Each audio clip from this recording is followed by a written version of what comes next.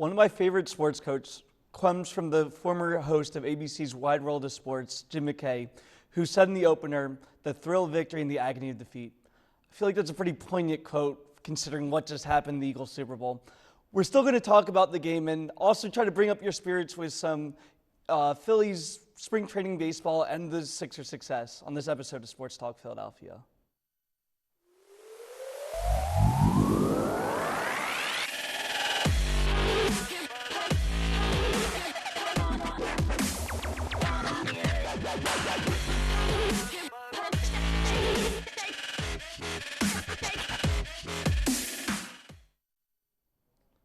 Welcome back to Sports Talk Philadelphia. As always, I'm your host, Aiden Tuzinski, and I'm joined by a full panel this week, starting on my left with Libby Gillen. Libby, how are you doing? I'm good. Thanks for having me back. Yeah, it's good to have you back. Shane Nolan. Shane, how are you? Doing good, doing happy. Spring training starts next week. Yeah, it does start next week. And Mike, how are you doing? Not too great. It's been a pretty rough week, but just ready to talk about the Super Bowl. Yeah, Mike, I'm the closest of you than everyone else. We are going to start with the Eagles, who did have a very disappointing end to their season.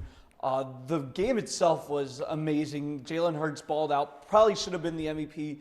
He was 27 of 38, threw into 4 passing yards, 4 total TDs. You had Devontae Smith with 7 receptions and 100 yards, and A.J. Brown with 6 receptions, 96 yards, and touchdown. Guys, the person that balled out the most this game was Jalen Hurts by far.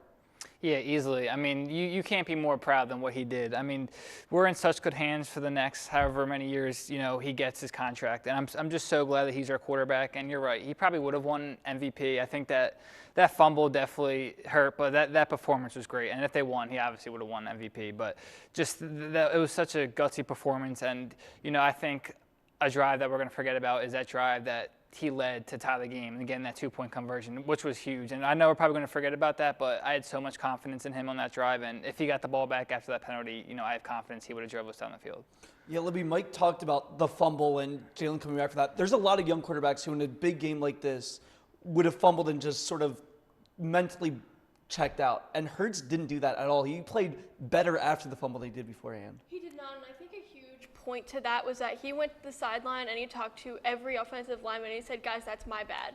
And that says so much about your leader on your team and your quarterback that he could bounce back from that and play better. That QB sneak, it was on point. He rushed for 70 yards, which is an NFL Super Bowl record, 3 touchdowns and rushing touchdowns and throwing for another touchdown is also a Super Bowl record. You can't do better. I mean, he played an incredible game, and it sucks that it ended the way that it did, but in my head, he's the MVP. Yeah, not only was Jalen a leader on the field, but also what he said afterwards is really amazing from a guy that young. I actually have the quote right here. Talking about the game, he said, "That's how I feel. Win, lose, I always reflect on the things that I could have done better. Everything you could have done better to make it to the next step. That'll be the same process I have going on." He then continues in saying, "I think the beautiful part is that everyone experiences pains. Everyone experiences difficult agonies in life. But you decide what you want that to be a teachable moment. I know I do." And that's coming from Emmy Sports Philadelphia. Guys, this is a 24-year-old quarterback talking almost like a coach who's been in the league for 30 years. It feels so good to have a quarterback like that for this city. Yeah, I think the one thing that stuck out to me in one of his quotes was, "You win or you learn," and I think that just goes such a long way that we're going to be in such good hands, next year and just the years going on. And I know we're going to be losing a lot of players, but I'm still happy that he's our quarterback, and I think, no matter what, just him leading us, we're going to be in good shape.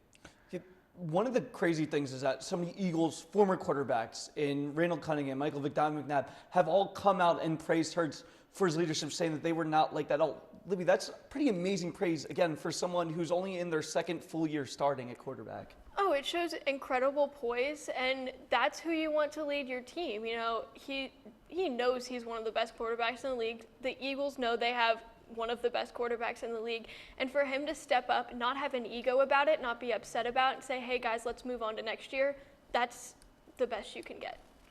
Yeah, the one group that did not step at all in the Super Bowl was the defense. They were just flat out horrible the entire game. They didn't get one sack against Mahomes. They allowed 24 second-half points and also allowed 158 rushing yards, which has totally opened up the field for Mahomes in the second half to just pick apart the defense. Slowly, it was 5-yard passes, 6-yard passes. There wasn't really any huge plays outside of the first drive to Travis Kelce. Mike, what happened in this game? There's a lot that happened. You can blame so many people, so many things. I don't care. The one person I'm going to blame is Jonathan Gannon. There's no way you can make 0 adjustments in the biggest game of your life against one of the best quarterback in the league, in the Super Bowl, biggest stage of your life, and you don't make any adjustments. You just let him walk down the field, and it costs you the game. And I know he's not on the field. I know he's not, but you got to put your players in position to win. And Andy Reid he took him to school in the second half. He outcoached them, and it showed. I mean, 3 of their touchdowns, they were wide open in the end zone. Like, Andy Reid is one of the best coaches for a reason, and he took Jonathan Gannon to school. And have fun in Arizona, Cardinals fans.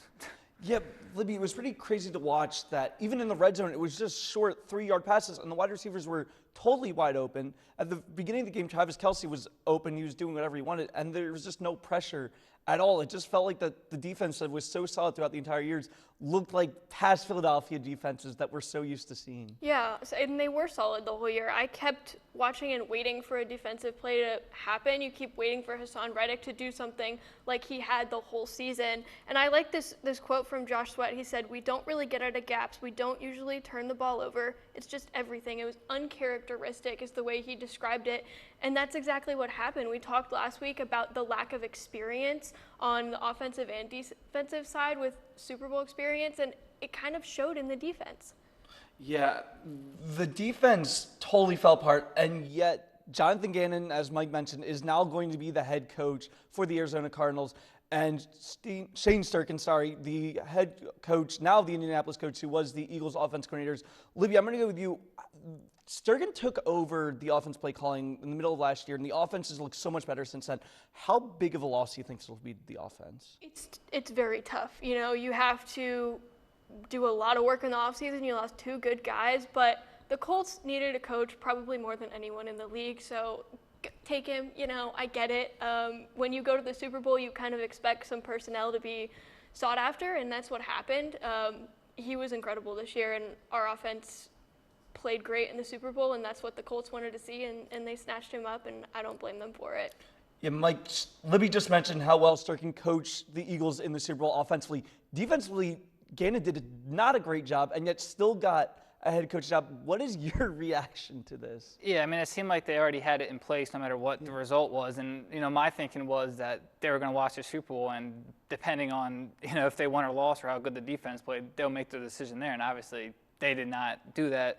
It's, like I said, I hope Cardinals fans have fun with him. Maybe he'll be a good head coach. He just, this Super Bowl, everybody saw it. He made 0 adjustments, and he just let Mahomes walk down the field. And I just want to bring up the flag real quick. The one quote that I saw about that flag, and they're not making any excuses, how I heard on SportsTalk Radio that the flag didn't cost the Eagles the game, but it ended the game. And, I think a lot of that is Jonathan Gannon and the defense, just letting it get to that point, and just the flag just ultimately ended the game for them.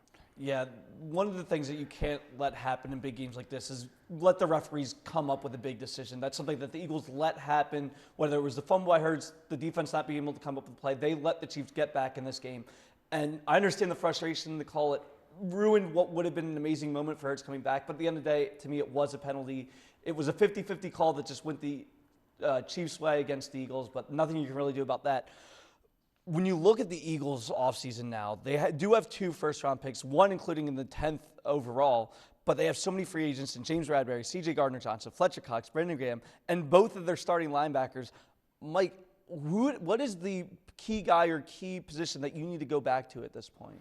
I mean, you're going to just look at the Super Bowl. You're going to have to, shore up that defense. You're going to lose a lot of good players. And, you lost your defensive coordinator. But in my opinion, I think that's going to be a plus.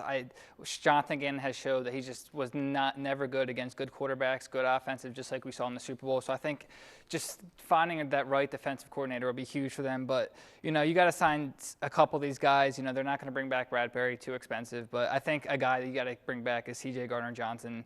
And then Fletcher Cox, Brendan Graham. If you can bring them back on cheap, you can, but I wouldn't break the bank to bring especially Cox back. It'll be one of the things that was mentioned by another owner in the NFL, and Jerry Jones, said that the Eagles sold out to get the Super Bowl. They still have 2 first-round picks, including one in the top 10. I don't know about you. I'm feeling pretty confident about the Eagles offseason right now. Yeah, absolutely. I mean, they still have a lot of guys in place that can succeed, and you're losing a lot of people on the defense. So it's about, okay, Eagles, how do you fill those gaps and adjust? And they've got some offseason work to do, but I think they can get right back to the Super Bowl next year. It'll be interesting to see how the Eagles rework all these contracts and who they draft with these top picks. We're going to go to another team that has had more success in the last week than the Eagles in the Philadelphia 76ers. Since a little bit of a letdown last week, they've now won 4 straight games, including a couple key wins over the Knicks and Nets. They also beat the Rockets in a pretty much of a blowout, and then a very nice win against a very solid Cavs team. Throughout this entire 4-game stretch, Embiid's averaging 31 points per game. He's been one of these solid pieces. Libby, I'm going to start with you. What has been your thought about the Sixers' 4-game winning streak? They're playing great, and I think it's coming from the bench. You know, they had weapons off the bench as well as Embiid. And talking about Embiid, he's injured. He's been injured for a month. He's probably not going to play in the All-Star game. There's a lot of issues surrounding his health. So going forward, you have to continue to have guys on the bench that can step up, and that's what they did, and that's what ultimately got them these 4 wins. Yeah, Mike, at this point in the season, Embiid's health always becomes a question. Usually he's banged up in some way. He was never really 100% healthy. The playoffs are still another 2 months away from starting. What do the Sixers have to do to keep Embiid healthy for that time period? Yeah, it's the same conversation, I feel like we have, every year, just keeping him healthy. And, just like you guys said, he hasn't been healthy. I don't think he's been healthy all year. And, I'm fine with him skipping the All-Star game, if it means just getting healthy. So, yeah, but like Libby said, the bench has been playing great. But I think a main part of that is because Maxey is coming off the bench. I still want some of these actual bench players to start stepping up a little bit. But I think bringing Maxey off the bench is definitely giving them a little boost. Yeah, Maxey off the bench has been an interesting decision for the Sixers. It seemed to be going pretty well, but the Sixers don't really have any depth at the center position. What do you guys think is going to have to be reworked in order to give Embiid that rest and still be successful in the? Yeah, I mean, there's a couple guys they have. You got Paul Reed, Montrezl Harrell, who are capable backup centers, but they've proven it's been something that they've struggled with, just trying to find a backup center for Embiid when Embiid goes out and just getting that constant production. So I do like Harrell. I liked what he's done, but I think we can get definitely more from a backup center position. Yeah, you've got a few more months left in the season. I think this is Doc Rivers' opportunity to give these guys a chance coming off the bench and kind of see who lights up a spark and gets something going, because that can typically happen when you get late into the season. Yeah, a spark that they definitely have right now going is this win after the Cavs game. It was a very impressive game. Embiid balled out again, 29 points, 14 rebounds, 5 assists, and also got his 10,000th career point in this game. Every single starter scored in double-digit points, and even Tyrese Maxey got 16 off the bench. The Sixers had a 28-point lead, nearly blew it, and then made 13 straight free throws to win this game. This is a game where you feel anxious that they allowed the Cavs to come back, but still happy that they were able to find a way to win. Yeah, I mean, the nail biter, it's stressful, and you can't have those gaps close as quickly as the Sixers let it close, but it gives me hope that they were able to pull out the win. Those hurt a lot more when you lose by a couple points and you let them come back, and they did that a couple weeks ago. So I think going into the All-Star break, they have a lot of momentum going their way, and hopefully they can keep that up. Yeah, I think it was a big win just to kind of separate themselves from the Cavs, because they were kind of bunched up. They got similar records, 3 and 4, and I think that win kind of separates them, puts them more in the top tier with the Celtics and the Bucks. Yeah, the win will make them better in the standings. You can look at the standings right now. They're still a solid 3 team, but they're very much behind the Bucks and Celtics still. And the Heat and Knicks are setting out for that 6 seed. I think the Knicks might have passed it by now, but I'm not 100% sure about that. But either way, when you're looking at these teams, it's very close with the top 3, and then it sort of feels like everyone else. But I still just feel like, Mike, that the Sixers are behind both of those 2 teams in front of them. Yeah, I agree. But I think that's, if you look at the Sixers, they would be, I think, the 1 seed in the West. I think that's just goes to show the Eastern Conference is so deep, and with the Celtics and Bucks, it's going to be tough to get out. But I think the Sixers, they match up well, but it's just like every year. The regular season's just, the postseason is going to be so much different than the regular season, and it's just going to come down to health and, what happens in coaching in the playoffs. Yeah, Libby, coaching in the playoffs is something that Dr. Rivers has really struggled with, and something that the 2 coaches out of them to have some experience, but when it comes to the Celtics, we don't really know yet. So is this having Doc Rivers more an advantage now than it has been previously, or is it still hindered the Sixers? I think he's gained a little bit of momentum. I know there was a lot of disappointment around him early in the season, but they just won 4 games. a similar Sixers team to what we've seen last year, and it's not Doc Rivers' fault that they're behind the Celtics. They have to figure out a way to beat them, and it's going to come down, like Mike said, to health and who are your guys that you can rely on. And if Doc Rivers can assemble the forces and get them going, I think they'll have success. Yeah, so before we wrap up, I'm going to ask both of you, do you think that the Sixers can pass either the Bucks or Celtics before the playoffs start? Before the playoffs, no, but I could see them beating them in the playoff series. I agree. I think they'll stay where they are. I don't think they're going to make too big of a run, but I like that 3 position right now. The 3 positions looking the most solid. It's going to be a lot less competition. The Heat have struggled in a couple recent games. The Knicks are playing a little bit better, but we'll see what happens to that. We're now going to go to Phillies baseball, and honestly, here in Philly, it does feel already like spring, but it's probably a little bit nicer still in Clearwater.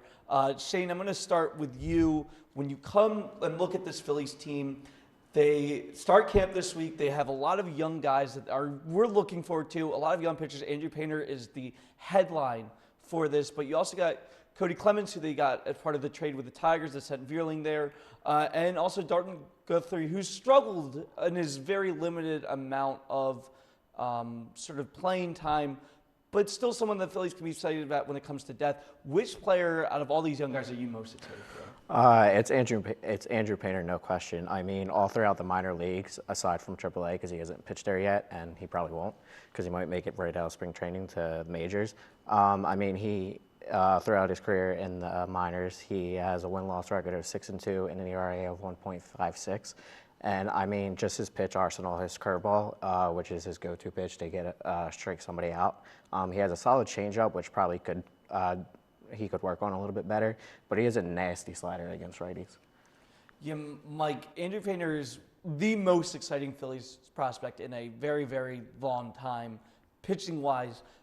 There is a risk, though, of just bringing him up right from AA and not letting him pitch in AAA. What are your thoughts about that decision? Yeah, I mean, just, over the years, the Phillies have been kind of more patient with their top prospects, especially, their top guys. They don't want to rush bringing them up. Obviously, they saw what happened with Kingery and just – but, I think that a guy like him, a 6'7" pitcher, can fire almost 100 miles per hour. That's scary. And he's only 19 years old. I don't see any, it's kind of a high risk, high reward. I think bringing him up, it can't hurt.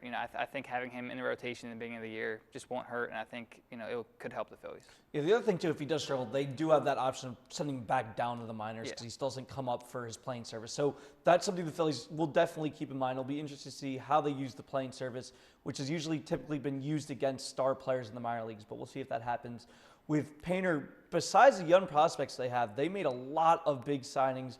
They're still spending stupid money, as the management has said in the past. Trey Turner signed a huge contract in December. They traded for Gregory Soto. That was also part of the Cody Clemens trade from Detroit. And they also signed Taijuan Walker for a 4-year, $72 million contract. Mike, the Phillies are spending money. They're trading guys. They are still looking to get back to the World Series this year. Yeah, I mean, I know we're kind of going through a tough time right now in Philly sports, but there's so much to look forward to. We're coming off a World Series appearance and signing probably another a top 10 player in the league in Trey Turner, and just the bullpen with Soto, which I'm excited about. Another guy who can throw fast, but a little bit wild, but I'm excited for him, and Walker too. I'm excited. I think this team's going to be just so much better than last year. Yeah, Shane, the biggest thing is adding Turner's defense. That's something the Phillies really struggled with. Not really interior defense on the infield, but they don't have Gene Segura anymore. He's really going to have to step up, especially with Harper being injured until most likely June, maybe July. Yeah, I mean, adding Trey Turner to the shortstop position definitely helps out. You move Bryce Asad over to second base, who wasn't bad defensively last year either. But obviously, like you said, you lose Gene Segura, who was great defensively. But I mean, with Bryce Harper being out until July, you're going to need Trey Turner's bat. He won the batting title 2 years ago, and he has a .298 batting average last year with 21 home runs. So he does have that pop to him. But yeah, it was a huge signing to get him. Yeah, the signings for new players was huge, and also the re-signs that they had are also pretty notable. Rhys Hoskins got signed to a 1-year, $12 million contract. I think he was hoping for more, but this is just what the Phillies gave him. No one else was really asking for him yet, so he's sort of on a prove contract. Jose Alvarado is back on a prove contract as well on a 1-year, $5 million contract, and Emilio Sosa re-signed for a 1-year, $950,000 contract. not as notable, but he did have some clutch moments in the playoffs, so it's good to have him back. Mike, I'm going to start with you. Which of these signings, and some of the other ones the Phillies have made recently, of re-signing guys back is the biggest to you? Yeah, I mean, all three of those guys had a pretty big impact in the playoffs, so bringing them back's huge. But a guy like Jose Alvarado, and I still can't get the image of Jordan Alvarez going yard on him, but bringing him back's huge. Him and Soto is going to be a great 1-2 punch. Setting up for, we'll see who they have as the closer, but setting up for the closer position. And, Rhys Hoskins, it's going to be a prove-it deal. And, I think a lot of people think this is his last year, but, we'll see. We'll see if he can kind of, work his way to a bigger contract. Shane, Mike brought up Alvarado giving up the home run in Game 6 of the World Series. It was very similar to Mitch Williams allowing the game-winning home run in the '93 World Series.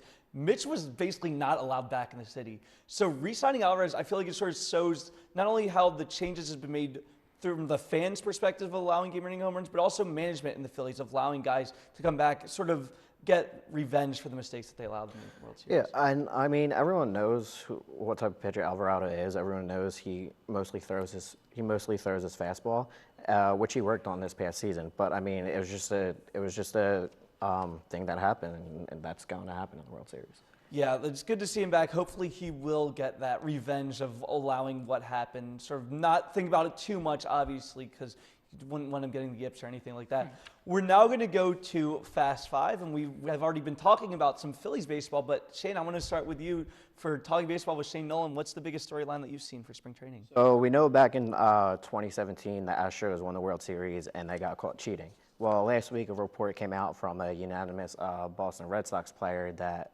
the LA Dodgers apparently cheated in the 2018 World Series. It was said to believe that Jock Peterson went into the video viewing room in Fenway Park, where Chase Utley, an MLB official, was in there, and he apparently asked Chase Utley if he has stolen any signs yet from the Red Sox. So That's very interesting, considering now that we have the Yankees, the Dodgers, the Red Sox, and Astros have all been accused of cheating. So, Shane, is this a huge problem in baseball, do you think, or is it just some of the better teams doing it? I just think it's some of the better teams doing it. I mean, it has been cheating has been always a thing in baseball. I mean, with the Yankees, a lot of their World Series has probably been because they cheated with using steroids and stuff like that. Especially there was a thing in 2009 where a couple of people used them. But yeah, it's just been a thing. I mean, you have all the technology to where you can see everyone's signs, and people have just been using that. So yeah. Yeah, I mean, we know that the Astros were not held accountable. None of these other teams really have either, including the Yankees, who, again, it was absolutely proven that they cheated, not to the same extent as the Astros, but they still used some equipment to spy on games. Hopefully no more teams come out, but I guess we'll see what happens with that. Mike, I'm going to go with you next. One of the most exciting games in the NBA happened recently. It was the game between the Celtics, Bucks in overtime. It was a huge, thrilling game. This is the two best teams in the East going at it. What was your reaction to this game? Yeah, just like you said, the two best teams, creating a thriller. It's fun to watch, even as a Sixers fan. But watching those teams, we've kind of talked earlier that you can tell that they are a step behind them. Even though I think they're three, but both of these teams are just much better. And the Bucks still kind of dealing with injuries a little bit, and Celtics don't have Brown, but they're still two great teams, and the Celtics just have so much depth too. I think that's just going to be so tough, and it's going to be tough for the Sixers to get out of the East. And then the whole talk is, the Sixers are going to be the next Philly team to lose in the championship. But if we get to the finals, I'll be happy, but we'll see. But they're definitely the two best teams. Yeah, I mean, when you watch this game, and the Bucks were able to get away with that win too, which is just huge for them. Got up in the standings, so it will be very interesting to see how the rest of the season goes out with these two teams competing against each other. We're now going to go to Libby, who is a very big golf fan. There was a huge tournament in Phoenix on Super Bowl weekend. Scotty Scheffler came away with the win in the tournament. What is your reaction to the entire tournament and his win? Yeah, if you have never watched the WM Phoenix Open, watch it. It's the coolest tournament on tour. It's just so much fun. It's like a party for the fans. But Scotty Scheffler reclaimed world #1. It's his 5th career win in 2 years. This guy is so refreshing to watch. There's so much drama with LIV Golf and the whole outlook on the PGA Tour right now, but Scotty is one of those guys who just wants to play golf to have fun, and he enjoys it, and he goes out there every time. He's such a stand-up guy.